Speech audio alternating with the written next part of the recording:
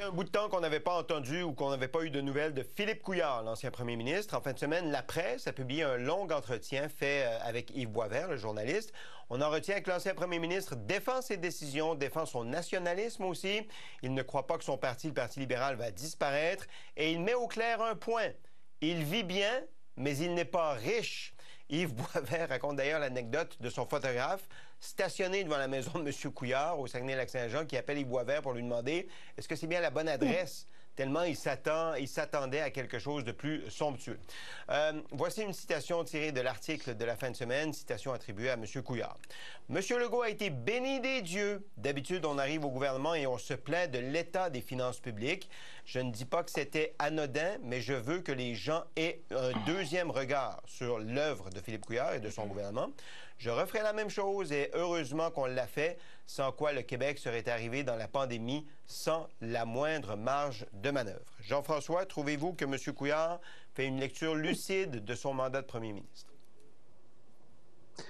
Moi, ce que je trouve le plus affligeant, c'est qu'il dit « je referai la même chose ». Alors que maintenant, avec le recul, il sait que la gravité des coupures budgétaires qu'il a commises en éducation et en santé n'était pas nécessaire pour rétablir l'équilibre budgétaire. Et d'ailleurs, dans sa dernière année et demie, il nageait tellement dans les surplus qu'il ne savait plus où le dépenser. C'est parce qu'il avait beaucoup trop coupé. Et tous les économistes lui ont dit, Pierre Fortin, Luc Godbout, etc., c'était pas nécessaire de couper autant. Et la protectrice du citoyen n'a pas arrêté de lui dire qu'il créait de la misère humaine. Moi, souvent, le rationnement des soins à domicile qui poussait cette dame en chaise roulante de choisir les heures qu'elle devait avoir. Est-ce que c'était pour manger ou pour aider à se coucher? Ça fait qu'elle décidait de dormir dans sa chaise roulante. Ça, c'est le genre de choses qui sont arrivées parce qu'il a trop coupé. Il a aussi démantelé, Michel pourra le dire, des organismes qui avaient été créés contre le décrochage scolaire partout. Il a réduit, sur la pandémie, il a réduit les budgets de la santé publique de façon dramatique. Donc, elle était sous-équipée pour voir la pandémie. Je me serais attendu, parce que j'ai du respect pour M. Couillard et son intelligence, je me serais attendu qu'avec le recul, ils disent, écoutez, évidemment, si on avait su qu'il n'y avait pas de récession, on aurait moins coupé, on aurait étalé, etc. Il n'y a pas le moindre soupçon de recul critique sur son action et sa responsabilité sur la chute de son parti, sur toute son attitude sur l'identité, sur la langue et tout ça. Il continue à dire la même chose qui a été rejetée par les Québécois parce qu'il sentait qu'il n'était pas assez sensible au déclin du français. Il reprend les mêmes arguments qu'avant. Il avait raison. Mais attendez, juste une parenthèse sur le déclin du français, parce qu'il apporte un point de vue qui circule, là, qui dit que c'est pas tant la langue à la maison qu'il faut calculer ou qu'il faut considérer, parce que c'est sûr que des immigrants vont parler peut-être leur langue à la maison, mais c'est la capacité à s'exprimer ou à parler en français ailleurs qu'à la maison. Puis il dit, les immigrants, ils parlent français. Qu'est-ce que vous dites à cet argument sur... Tout en reconnaissant qu'il y a un déclin du français, oui, mais qu'on ne prend peut-être pas la bonne valeur pour mesurer le déclin du français, Jean-François. D'abord, il ne reconnaît pas qu'il y a un déclin du français. Il dit c'est plus fort qu'on le pense, puis on peut intégrer énormément d'immigrants, puis j'accepte pas cette idée pessimiste. Alors donc, les indications montrent qu'il y a plus d'unilingues anglophones au Québec qu'avant, qu'il y a plus de gens qui parlent anglais au travail qu'avant. Et moi, quand je me levais, moi, je suis plutôt placide, hein? Mais un des moments de colère, c'est quand je me suis levé comme chef de l'opposition et j'ai dit au premier ministre, on vient d'apprendre que 50% des offres d'emploi à Montréal nécessitent l'anglais, y compris pour pelleter de la neige. Ne pensez-vous pas qu'il y a un problème? Et sa réponse c'était, ah oui, le PQ agite le chiffon linguistique. Alors j'étais tellement en colère que le premier ministre du Québec ne se rende pas compte que le droit de travailler en français était foulé aux pieds. Et lui, non seulement ça ne le dérangeait pas, mais il m'accusait de soulever cette question qui ne devait pas être soulevée. Alors. OK. Donc, vous ne faites pas la même analyse que M. Couillard, de toute évidence. OK. Dimitri, vous voyez ça comment? Ben, écoutez, Philippe Couillard a été un des rares chefs du Parti libéral du Québec qui n'a pas pu gagner un deuxième mandat. Élu pour la première fois en 2014, comme vous savez, Jean-François, vous étiez là. Michel, est-ce que vous aviez quitté à l'époque quand monsieur... Vous aviez déjà quitté à l'époque. Oui. Et c'est là où je dirais que la dégringolade du Parti libéral du Québec a réellement commencé. Les gens disent souvent, puis j'ai eu la chance de côtoyer M. Couillard quand il était ministre de la Santé sous le gouvernement Charest. C'était quelqu'un qui, bien sûr, était un intellectuel, comme dit Jean-François, quelqu'un qui passerait toute sa journée à penser de politique gouvernementale. Mais il le dit, ça, Dimitri, il le dit dans l'article, j'aurais préféré faire plus de politique publique que de politique, entre guillemets, partisane. Et c'est là où j'allais conclure. C'est pas une question de faire de la politique partisane, mais l'essentiel de la politique, c'est le peuple, c'est les gens. Et quand ce n'est pas quelque chose que tu adores de faire, d'être proche des gens, de serrer des mains, d'être à l'écoute des gens, ben ça donne les résultats que ça donne.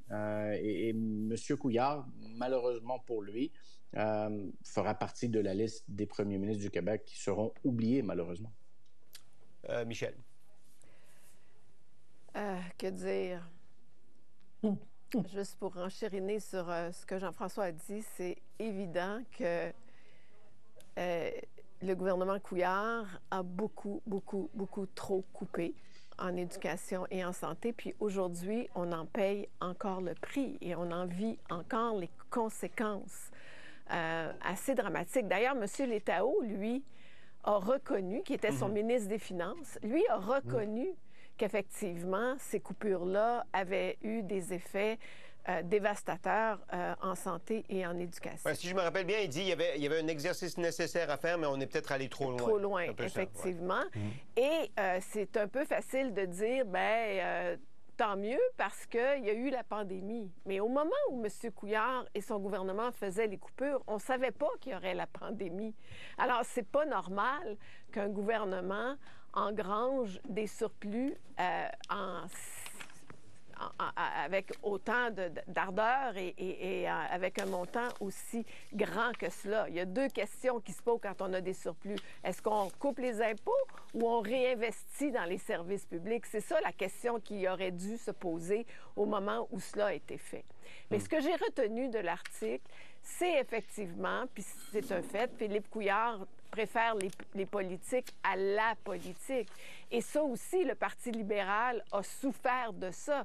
Rappelez-vous, au début de la campagne électorale de 2022, quand on disait que partout au Québec, il n'y avait plus d'organisation libérale. Il n'y avait plus de base militante qui était capable de faire face à une élection et avec quelles difficultés ils ont eu à trouver des candidats pour toutes sortes de raisons. Mais ce qui avait fait jadis la force du Parti libéral en termes d'organisation n'était plus là. Mais alors, est-ce que ça veut dire parce que Philippe s'intéressait pas beaucoup à son parti. C'est pas quelque chose qu'il aimait. C'était pas naturel chez lui. Alors finalement, est-ce qu'il n'était pas fait pour être chef, dans le fond? Bien, écoutez, c'est à nous tous à en juger, mais c'est évident que c'était pas le chef qui avait cette fibre politique pour, entre autres, rallier la population, pour, entre autres, bien organiser pour s'assurer qu'on fait face à l'échéance électorale. Il dit, Michel, si je me rappelle bien, le vent de changement ou la volonté de changement était tellement forte en 2018 que n'importe qui serait tombé. Oui, mais c'est pourquoi ça. Tout le monde voulait changer? Oui, voilà. Et il y a une chose, Sébastien, la politique, puis Dimitri et Jean-François et Françoise me contrediront peut-être, mais pour être un bon chef ou pour...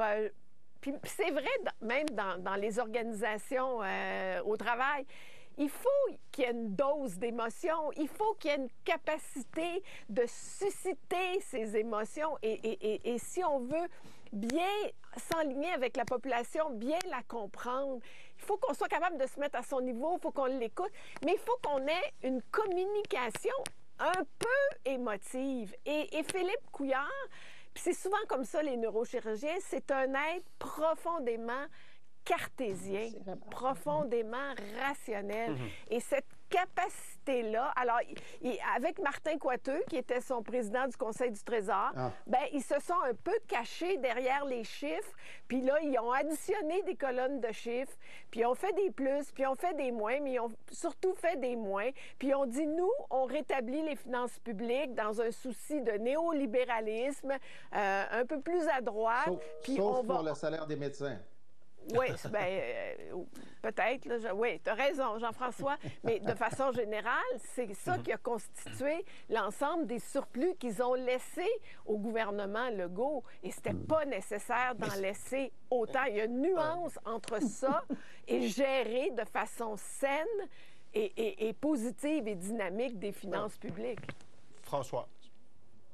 Eh bien, je blâme le membership du Parti libéral du Québec parce qu'il y avait quand même une brochette intéressante de candidats autres que Philippe Couillard lors de cette course au leadership, dont, entre autres, notre ancien collègue Pierre Moreau.